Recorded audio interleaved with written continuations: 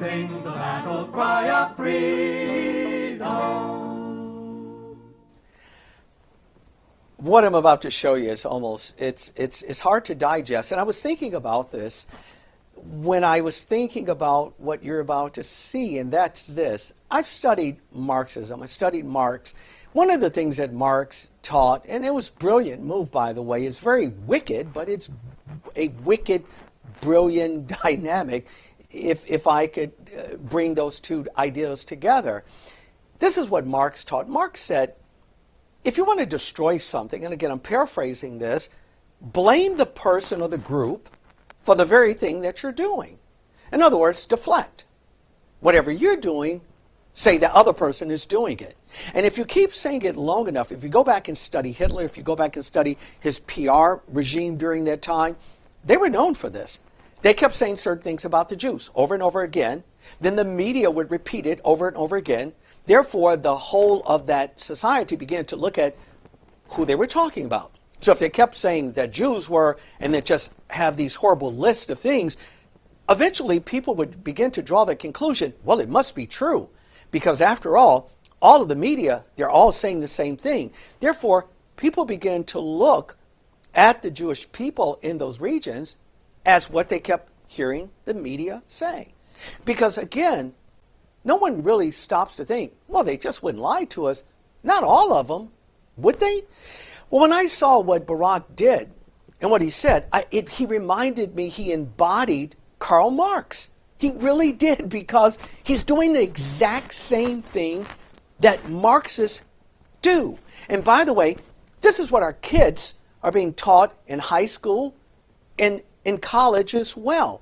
This is why you see so many of them protesting against Jews, against Israel. By the way, when I see the LGBTQ community protesting, I'm almost in laughter, because any LGBT group that would go any of those regions, not just Gaza, you can go to any Muslim region. You will be murdered for your belief. You can't go out and wave your little flag. You can't talk about transgenderism. You will have your genitals cut off of you publicly. That's a fact. This is not my opinion. These are the things that go on in this nation, in those nations. They don't allow you, but yet you have the audacity to do it. I want you to see something that Barack Obama said. Let's unravel it. Let's take a look at it. If you want to solve the problem, then you have to take in the whole truth. And you then have to admit nobody's hands are clean, that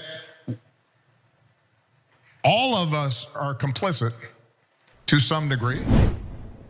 We're all complicit to some degree. Let's go back down memory lane for those of you that may not know this, because your legacy media won't tell you this. Again, I'm shining the light on it. Do not just take my word for it. Go back and look at it yourself, and you will see the timeline is exactly what I'm sharing. It was Barack Obama. He's talking about we're all complicit. He's the guy. He's the guy that created, go back in your minds and go back and pull up the reels. You'll find it. He's the one that gave $1 billion+ deal to Iran. He's the one that said they should have a right to build nuclear facilities as well. It was Barack Hussein Obama that started this. It was Barack who said, we got to bring Iran into this. The way to do it is to give them money. Now, at the same time, Iran has never changed its position. When he gave Iran the billions and brought them into the nuclear world, what was Iran doing at that time? It's the same thing they're still doing. If you listen to their imams, if you listen to Ayatollah Khomeini, they're still saying the same thing. Death to little Satan, which, by the way, in their mind is Israel, and death to America. We're the big Satan, according to Iran. Why would we give a regime money knowing that their idea in life, their religious belief, this is not just, again, we get it confused here in America. See, in our constitutional republic, you can elect various parties that fit your platform. Muslim countries don't have that. Once you elect their leader, theirs is a theocracy. In other words, the prevailing theology of the day goes forward. So Iranians don't have what we have.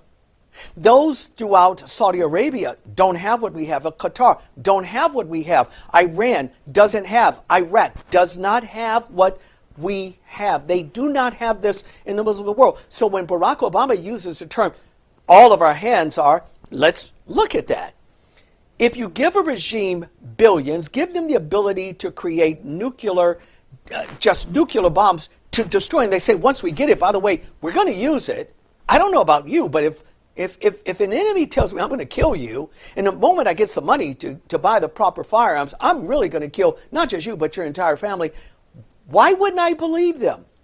So Barack is doing a Marxist trick.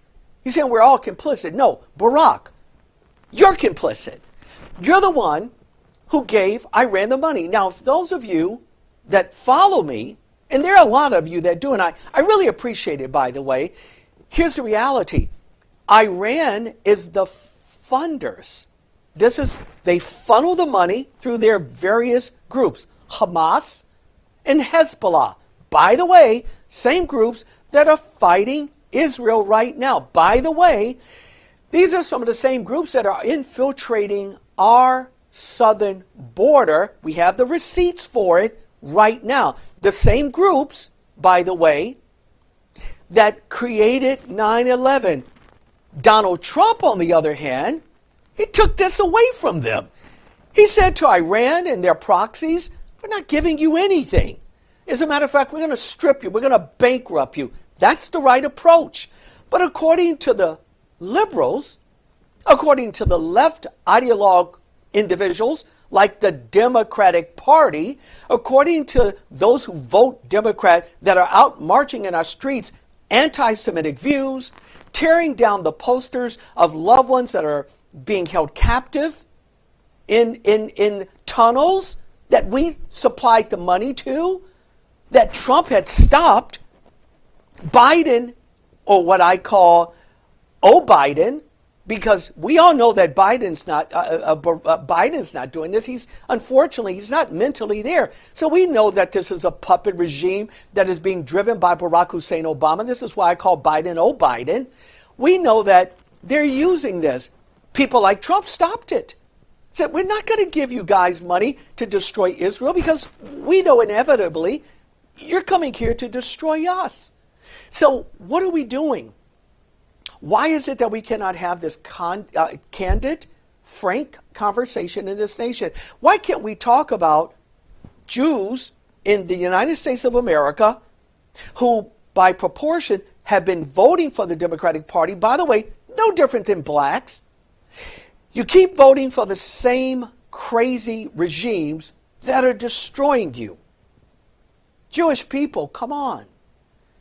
You can no longer support. Alan Dershowitz is finally, after these many years, I doubt if he would support Trump, but he says he can no longer support the Democratic Party. Alan should have known this already. You're too brilliant. I say to all of my Jewish friends out there, who I was just with the group just in the last 24 hours in Texas, I want to say to you, wake up, for God's sake. You're supporting a party that's devastating your country. Not just here, but your ties to Israel, my ties to Israel. We can't keep doing this, people. We must awaken to realize that every time we support a party, and the only reason I keep using Barack, because he's really the chieftain. He's the real voice behind. It's his regime that's really governing the Biden regime right now. That's why I call him Biden. We all know that Biden is not there. We must awaken to the fact we got to take back our nation. We cannot help those who are trying to harm us. When I come back, I'm going to wrap this up. I hope and pray that we're shining enough light that in this coming up election that we make a difference, that you call Congress people and mandate that they do their job. We'll be right back. freedom.